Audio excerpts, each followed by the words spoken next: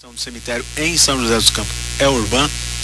E o que São José dos Campos está fazendo em relação à adequação do município de política nacional de resíduos sólidos?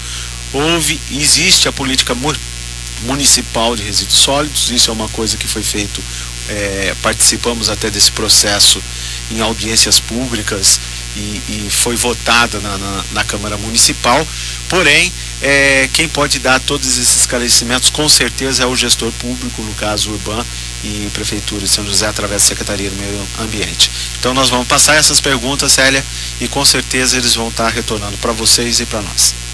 Ótimo. Morelli, a gente estava falando antes do intervalo, nessa questão da zona rural. Esse programa sempre se preocupa com a zona rural, porque não precisava nem ter reportagem aqui falando da secretária, infelizmente, né? A gente vê o abandono da zona rural em São José dos Campos e sempre está criticando essa falta de assistência, essa falta de um olhar mais interessante para a zona rural.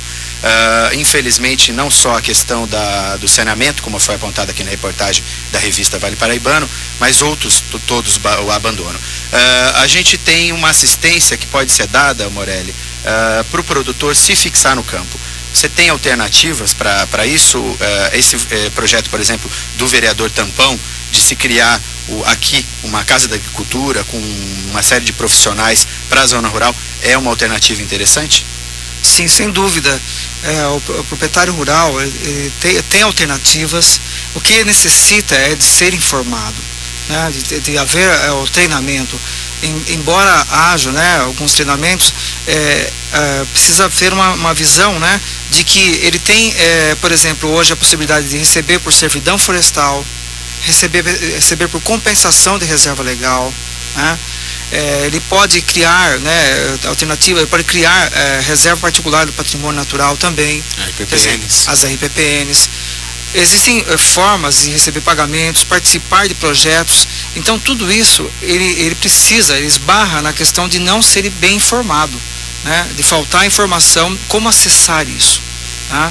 Então esse é o principal verdade problema. Então, além dele ter uma assistência para a agricultura, uma assistência para a pecuária, hoje ele tem uma série de fontes de recursos que poderiam vir da área ambiental, ou seja, só o fato dele ter lá uma matinha, dele ter lá uma nascente d'água, um curso d'água bem preservado, também receberia esses valores. Mas ele não sabe, né? Muitas vezes até pessoas especialistas na área do meio ambiente não saberiam orientar. Então seria interessante a gente ter um órgão em São José dos Campos para que esse sujeito se interesse em ficar na zona rural.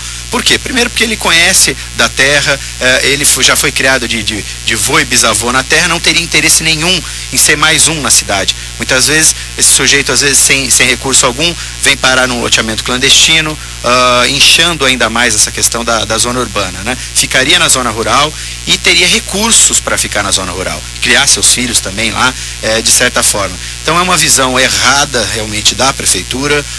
A gente já critica isso há muitos e muitos anos, mas é uma política que nos últimos 2 décadas está sendo com certeza ainda mais acirrada esse abandono da zona rural, e é uma crítica que a gente faz. Ou seja, a solução existe, basta boa vontade política, porque dinheiro não falta nesse município, né? Eu acho que é boa vontade política, ponto final, porque recursos para isso a gente tem, não é verdade? E o Morelli, aqui em São José dos Campos nós temos o parque, né, que a gente chama de Horto Florestal, que é o Parque Augusto Rusk, Reserva Florestal Augusto Rusk.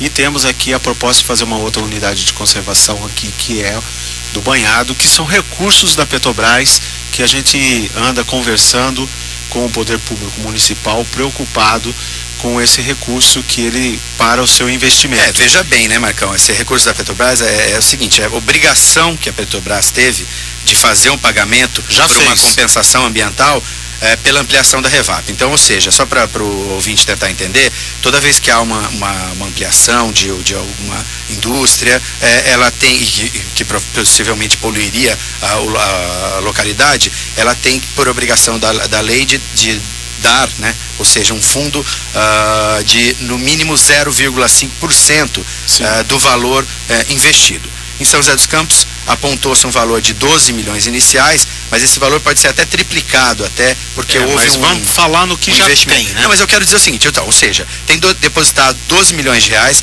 para serem usados na criação do Parque Natural do Banhado e na Reserva Florestal Augusto Rusca. Esse dinheiro está depositado, o projeto de lei já está feito, os estudos todos feitos, acho que o Morelli pode confirmar isso, simplesmente falta a assinatura do prefeito.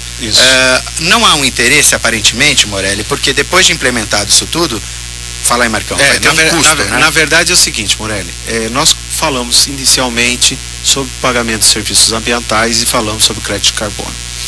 Será que se a prefeitura tivesse um interesse, se tivesse uma intenção, boa intenção eles têm, mas eles tivessem interesse, trabalhar em geração de crédito de carbono, tanto no parque quanto na unidade de conservação do banhado, você acha que, lógico que crédito de carbono é uma coisa de longo prazo, é uma coisa de muitos estudos, mas valeria a pena investir nisso para captação de recursos e o mercado está disposto a investir? Não só esse recurso, como outros recursos também que podem ser captados, né, Morelli? Sim, existem várias fontes de recursos, né? E viável, com certeza é viável, e precisa ser feita uma gestão. Quando a gente fala gestão ambiental, também passa uma gestão financeira disso, né? Porque precisa haver um retorno. O retorno para qualquer bem ambiental já é o que como se paga, o valor da biodiversidade. Porque a gente sempre tem a impressão, né, Michael, de que assim, não, é tomar lá da cá, né? Quer dizer, não, eu vou investir tanto nesse parque e ele tem que me dar tanto de retorno financeiro. Gente, o ar menos poluído, a água em quantidade e qualidade, isso daí já é o próprio pagamento de se manter um parque como o Horto Florestal, de se manter um parque como o Banhado. Esse é o serviço da natureza que alivia, por exemplo, aqui a região central da cidade. Só isso já pagaria esse investimento. Mas fora isso, daria também para ganhar, ou seja, ganhar dinheiro no sentido de reinvestir valor e não precisar destinar dinheiro público para esses parques, não é isso? Sim, é possível.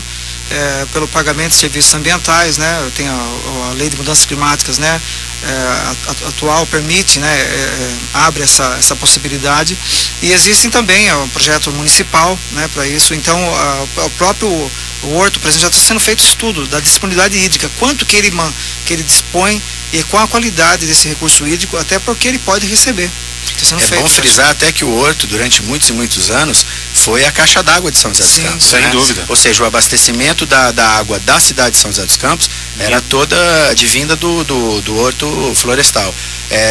Eu fiz até outro dia, Morelli, até preciso colocar isso, dei uma palestra outro dia na UAB, a respeito de compensação ambiental, e entrei nessa questão do banhado e do Horto Florestal, viu, Marcão? E fiz uma pergunta, tinham lá cerca de 70 pessoas, e a grande maioria delas alunos, jovens alunos, e alunos da área de meio ambiente. Eu fiz uma pergunta, Marcão, quem conhece aqui o banhado? Claro, 100% das pessoas levantaram a mão, mesmo porque quando vem alguém em São José dos Campos, a gente faz questão de mostrar o banhado, essa beleza que fica aqui na frente aqui da rádio.